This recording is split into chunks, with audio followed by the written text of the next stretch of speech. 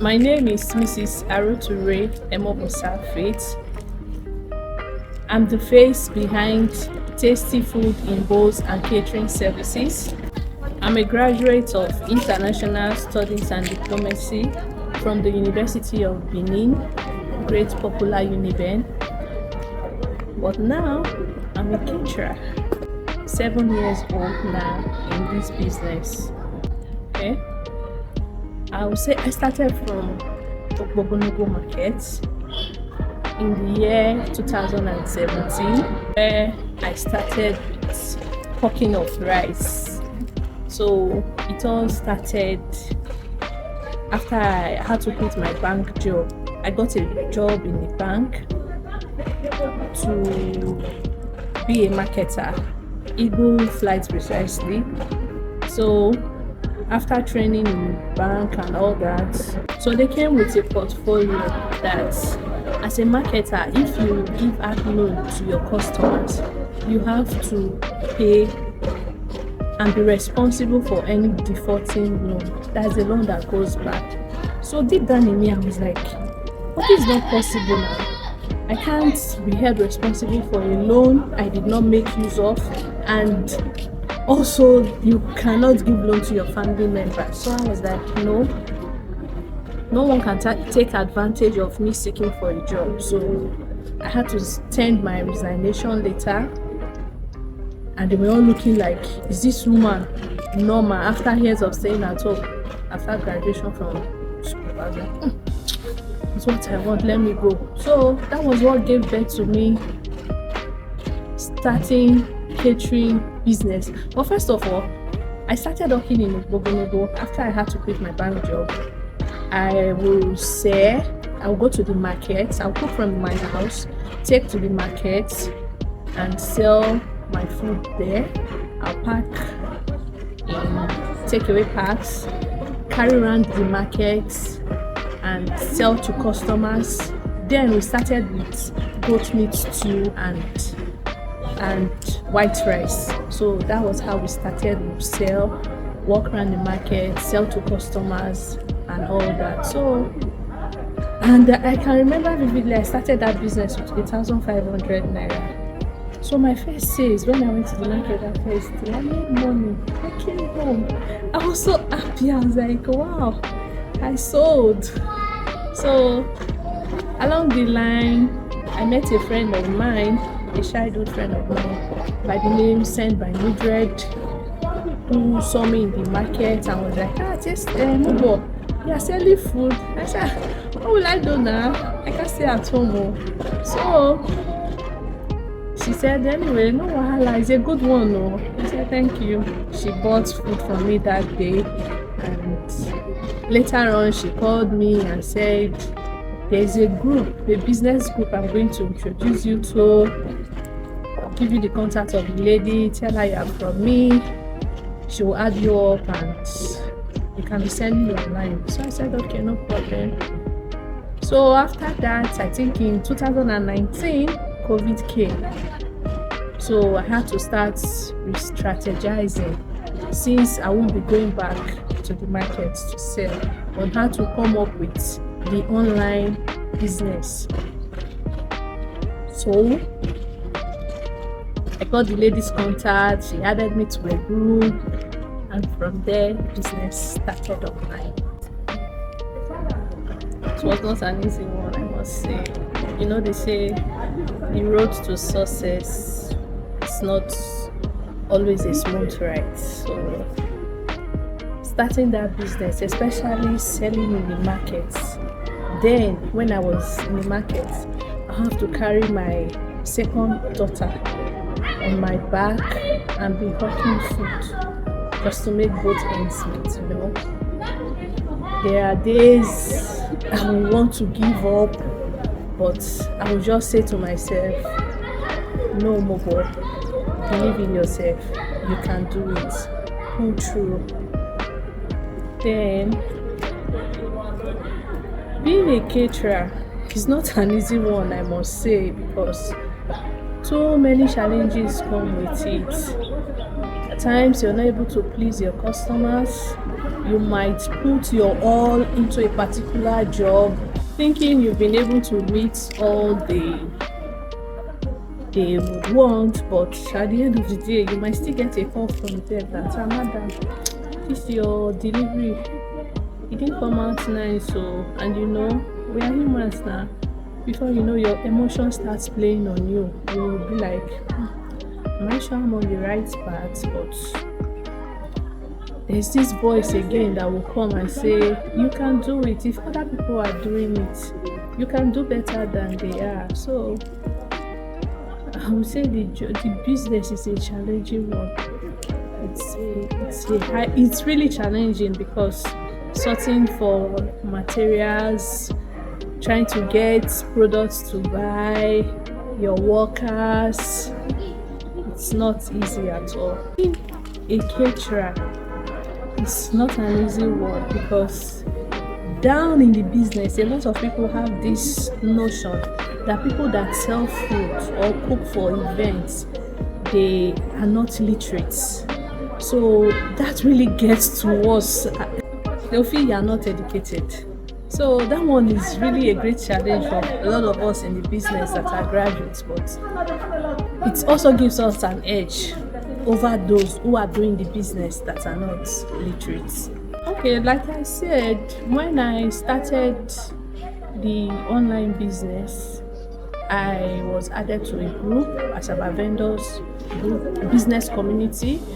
So I noticed there in the group, a lot of people do buy food online. I never believed in that. One day because my husband has always been saying, people will buy food online, why don't you try it? But I've never believed in that. So it was when I became a member of that business community, I really found out that wow, truly people do buy food online, because I can boldly say that my first sales I made just from posting in that vendor group when I got added to the group. I had like 4 persons who messaged me that can you cook pot of soup, because firstly I started with lunch pack in that business group. So I now noticed people were asking for food in bowls. I was like, this thing is working though. So I would say the online space is really giving me lots of customers, because even on Instagram, I'm on Instagram too as tastyfood_in. So many jobs I've had, especially catering jobs I've done, and you won't believe most of these people are not in Asaba. I've done a catering job for people that came from Lagos State. They got my contact from Instagram. Because they have a representative here in Asaba, they sent the person to come and make confirmation if I'm legit before they had to transfer money to me for the job. So I would say the online space really has a lot of advantage. Just make use of it very well. Promote your business online. Don't be ashamed or feel I cannot sell my business online. Do that thing with your full chest. People will come and look for you. Sell your business. Don't be ashamed. And another way I still get customers is from referrals. That works like magic. So when I tell people transparency in business, it pays, I will say it 100 and 1,000 times, because some of these persons that might refer you, they won't even be around you. But when they get review from that particular job you have done, they will be so happy, like, even I was not there and this person was still able to deliver. So I would say be transparent in your dealings with your customers, so that at the end of the day, both your online and offline customers, they can refer you, which is a very good one. My girls, my journey. It's been an amazing ride. It's really been an amazing one, because when I think of where I'm coming from and where I am today, I'll be like, are you for real? Is this you? You really made it from hawking food in the market on your head to becoming a caterer. So I would say, in whatever we do, just believe in yourself. Because from hawking food in the markets, I can proudly say I cater for events, not just 50 or 100. I cater for up to 500 persons. We they deliver.